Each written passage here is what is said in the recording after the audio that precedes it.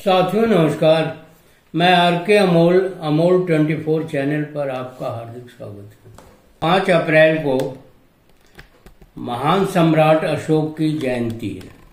इसी समय अशोक का जन्म हुआ था। यह बात ईसा पूर्व 299 की है। अशोक 6ठी शताब्दी के आसपास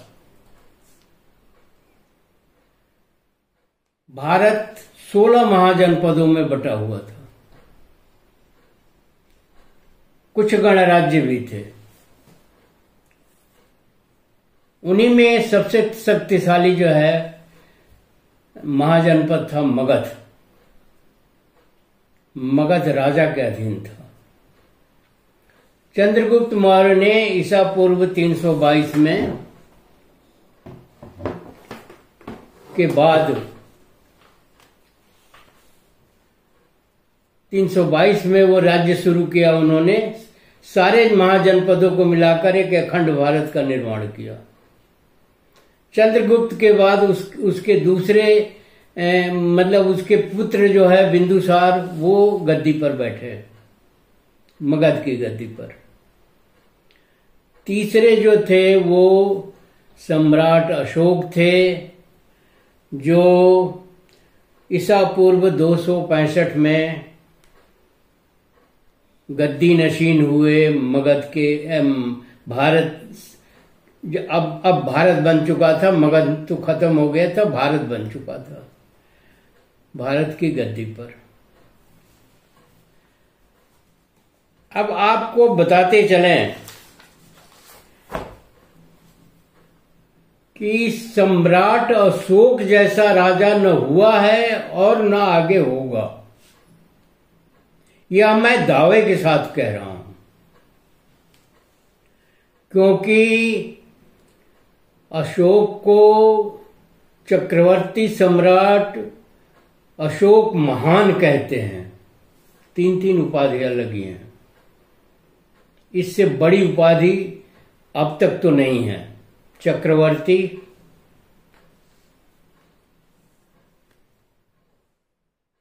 सम्राट और महान। चक्रवर्ती राजा उसको कहते हैं जिसके राज्य में गतिशीलता रहती है। चक्र का मतलब होता है गतिशीलता, मोबिलिटी। सभी लोग जो है वो एक्शन में रहते हैं। गतिशीलता, हर प्रकार से गतिशीलता, मतलब कहीं जो है गतिहीनता नहीं थी, गतिशीलता है। उसको चक्रवर्ती कहते हैं। चक्र से ही चक्रवर्ती बना है। चक्र हमेशा गतिशील का प्रतीक है। अभी आपको आगे हम बताएंगे कि चक्र का क्या मतलब होता है। तो चक्रवर्ती उसी को कहते हैं जिसके राज्य में गतिशीलता रहती है, बात आगे बढ़ती रहती है, गतिहीनता नहीं होती। सम्राट, सम्राट का मतलब होता है एक बहुत विशाल भूभाग का राजा। और महान इसलिए कहा गया कि उन्होंने बौद्ध धर्म को फैलाया, मानव धर्म को फैलाया, दुनिया को संदेश दिया। और तलवार के बल पर नहीं संदेश दिया, छल कपट और षड्यंत्र के बल पर नहीं संदेश दिया। सीधा सीधा उन्होंने मानवता का प्रचार किया, समानता का प्रचार किया, बंधुता का प्रचार किया, गतिशीलता का प्रचार किया। इसलिए उन्हें महान कहते हैं। एक घटना घटी सम्राट अशोक के जीवन में। वो था कलिंग युद्ध। सम्राट अशोक बहुत बहादुर भी थे और बहुत साहसी भी थे।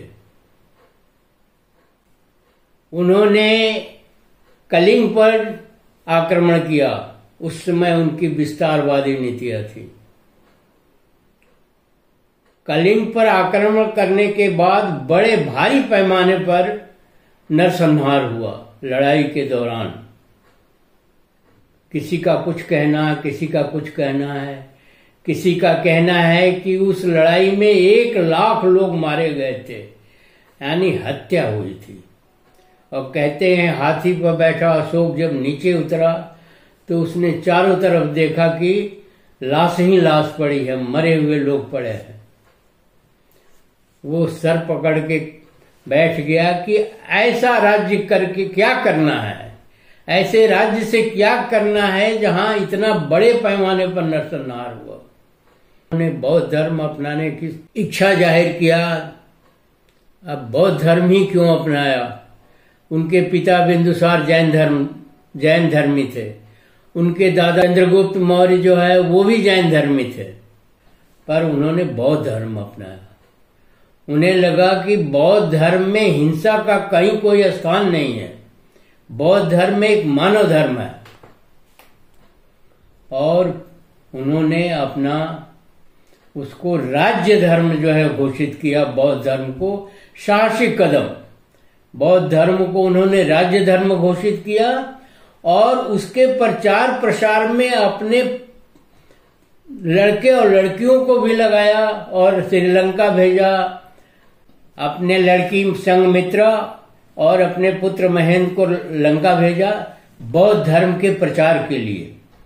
राजा का काम धर्म का प्रचार करना नहीं है, लेकिन राजा जो था वो विलक्षण प्रतिभा का आदमी था, उसने धारा मोड़ दी। उसने धारा के प्रवाह को मोड़ दिया। जो तलवार से राज्य लिया जाता था वो उन्होंने ज्ञान से राज्य लिया। और तमाम देशों में बौद्ध भिक्षुओं को भेज करके, अपने परिवार को, लोगों को भेज करके उन्होंने बौद्ध धर्म का प्रचार प्रसार किया।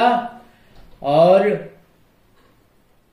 चक्रवर्ती भी हुए, सम्राट भी हुए और महान भी हुए, एक बूंद खून नहीं बहा। और आज चाइना, जापान, कंबोडिया, थाईलैंड, जाने कितने 96 देशों में आज बौद्ध धर्म जो है फैल गया है। और उन्होंने स्तूप लगवाए 84,000, जिसमें उन्होंने बौद्ध धर्म के संदेश अंकित कराए, ताकि जनता बौद्ध धर्म के संदेशों से अवगत हो, उसके अनुसार जो है पालन करे उसका, और समाज में उसका प्रचार प्रसार हो और समाज जो है समृद्ध समाज हो। इस तरह से अशोक ने इस देश को, स्वयं तो महान हुए हुए, इस देश को भी उन्होंने विश्व गुरु बनाया। इस देश का नाम चारों तरफ फैला। यहाँ लाखों लोग जो है यहाँ के विश्वविद्यालय, तक्षशिला, विक्रमशिला और नालंदा में पढ़ने के लिए आते थे। कुछ तो चीज होगी जो पढ़ने के लिए आते होंगे। ऐसे महान सम्राट का, ऐसे चक्रवर्ती सम्राट का जन्मदिन 5 अप्रैल को है। इसे आप लोग धूमधाम से मनाइए और जगह जगह मनाइए, इसका प्रचार प्रसार करिए। ऐसे सम्राट के लिए तो इस देश की सरकारों को कुर्बान हो जाना चाहिए, लेकिन इस देश की सरकार तो उस दिन एक अवकाश भी नहीं घोषित करती है। अब आप सोच लीजिए कि इस देश की सरकार कैसी है। चक्रवर्ती का मतलब हमने आपको समझाया ही, चक्र का मतलब भी समझाया आपने। उस समय ये देश राष्ट्र था, देश नहीं था। भारत एक राष्ट्र था। राष्ट्र का मतलब ये होता है बंधुता, समानता और सत्य कह लीजिए, समता का राज्य था, सिद्धांत था, पालन होता था और चारों तरफ समानता, समता और बंधुत्व था। जब तक राष्ट्र के अंदर बंधुत्व नहीं होगा, समानता नहीं होगी, समता नहीं होगी, तब तक वो राष्ट्र नहीं है, वो देश कहलाता है, वो देश है। परंतु उस समय भारत एक राष्ट्र था, आज ये देश है और यहाँ नकली विश्व गुरुओं की भरमार है। जिसको देखो वही गले में दुपट्टा लगा करके कहता फिरता है स्वयं कि मैं विश्व गुरु हूं। इतना पतन हो चुका है, इस देश का इतना पतन हो चुका है। ये 755 साल गुलाम रहा देश, जो कभी पूरे दुनिया में सिरमौर था, विश्व गुरु था, जाने सोने की चिड़िया था, जाने क्या क्या था।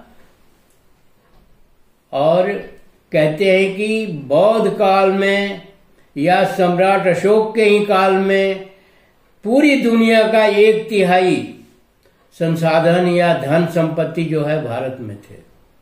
बहुत बड़ी बात थी। आज तो रुपया छलांग लगा रहा है सेंचुरी की तरफ। तब रुपया सन 1948 में $1 के बराबर था। उसके आगे क्या स्थिति रही होगी। तो इस महान सम्राट का जन्मदिन आप लोग धूमधाम से मनाएं, उल्लास से मनाएं और सरकारों से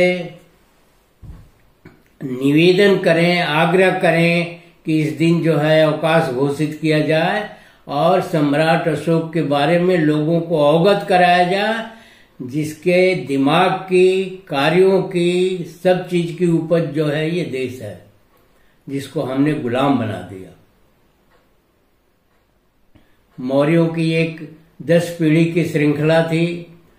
आखिरी पीढ़ी में पुष्यशुंग मित्र ने मर्डर करवा दिया छल कपट से, षड्यंत्र से, और षड्यंत्र से कुछ ही दिन राज किया।